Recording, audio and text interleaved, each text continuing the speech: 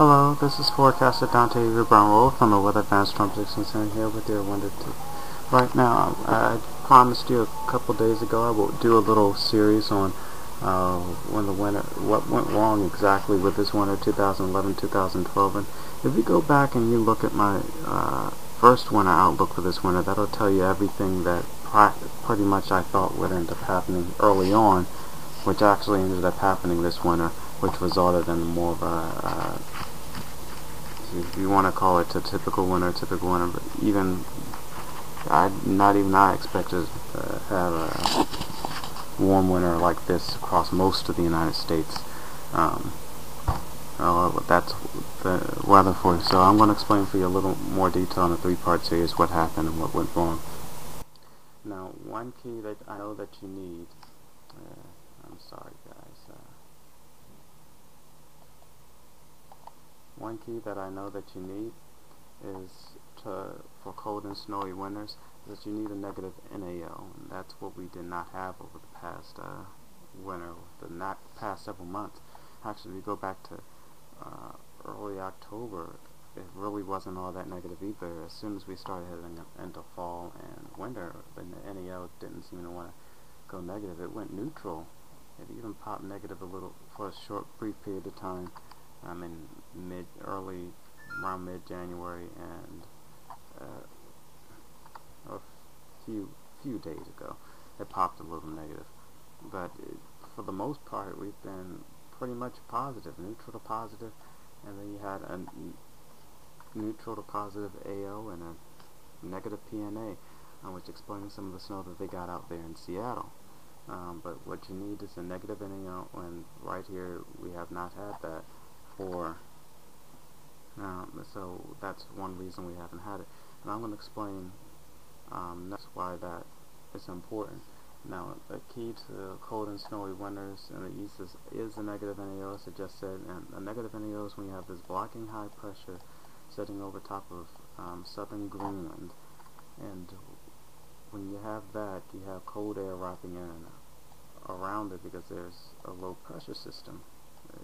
Broad area of low pressure sitting up here, high pressure right here, which means that there's a ridge out in the ocean and eastern parts of Canada and New Zealand, that there's blocking. There's blocking preventing this thing right here from moving all too much. And there's a counterclockwise motion. There's for high pressure is clockwise, and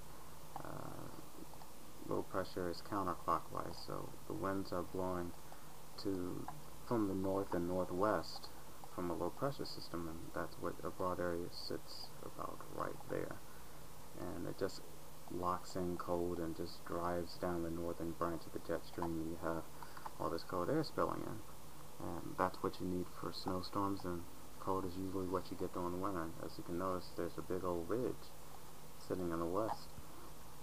And so, as you can see, that's one key thing that you definitely need cold. And this is how we get cold that you need for snowstorms in the winter. And then you see the track, and here's another thing. The track right here, that's the jet stream is practically your storm track. Most storms follow the jet stream, so if you have a track like that with this type of cold air, you might receive blizzard type conditions all up and down the mid-Atlantic and to the northeast, and that's what we saw in the large 2009, 2010 winter, 10 winter, and 2010, 2011. Not so much this winter, and I'm about to tell you why right now. This is what a positive NAO would bring, and as I said earlier, remember we had a positive NAO for most of the winter, except for a few slight spurts. Cold and stormy with a positive NAO as long as you head into areas in northern Maine and New Zealand and northeastern Canada. And actually, areas in Alaska have had their snowiest from the coldest winter. Maybe not the snowiest, but their coldest winter in a long time up there in Alaska. So that's another thing that you'll get for the positive NAO. But as you can see, there's a low pressure over Greenland at this with the positive NAO, and have this high pressure system that would be up here, it's way down here. So you don't have the blocking that you would need, not only to slow storms down to get them to turn up the coast and bring snow, but you also lack the cold air now. The storm track is more a flatter storm track, and more storms go to your north.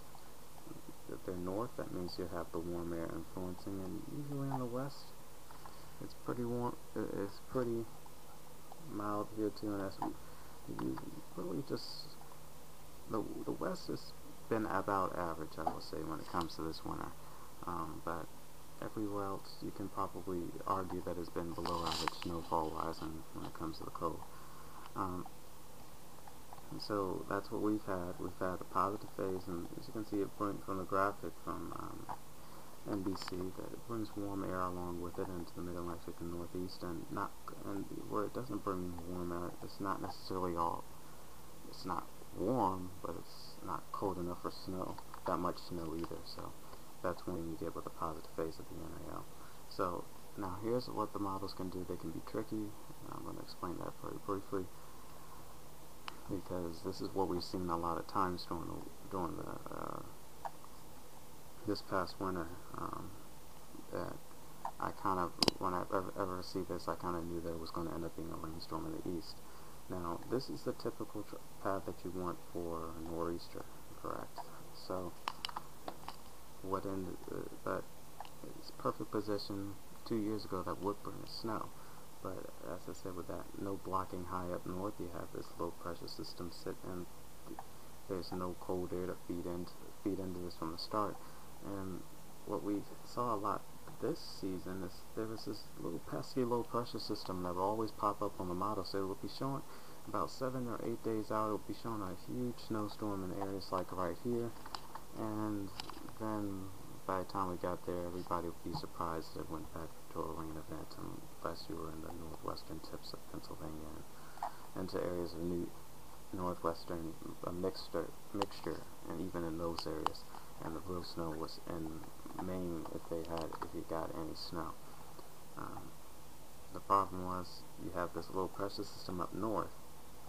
Remember, winds are counterclockwise. You're bringing in winds from the south, whereas the warm air it's in the south. So that's where you're getting your warm air. So it might be in the 40s, or it might be about 35.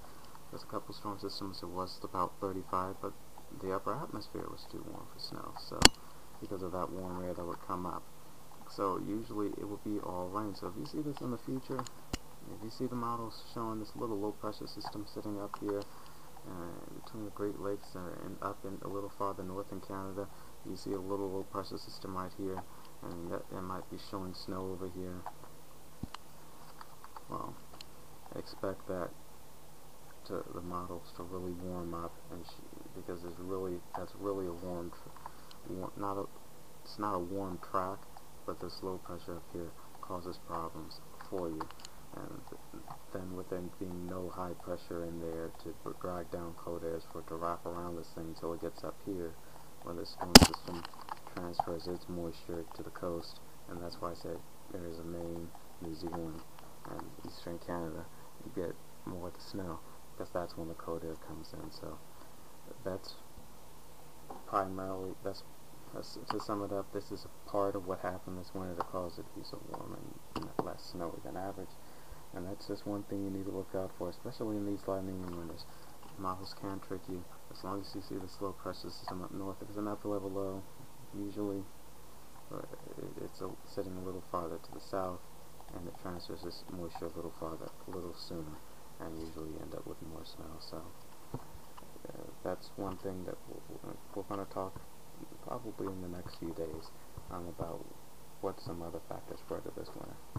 Okay, this is Chief Meteorologist Dante Wolf from the Weather Advanced Storm Prediction Center, and I hope you enjoy the rest of your day.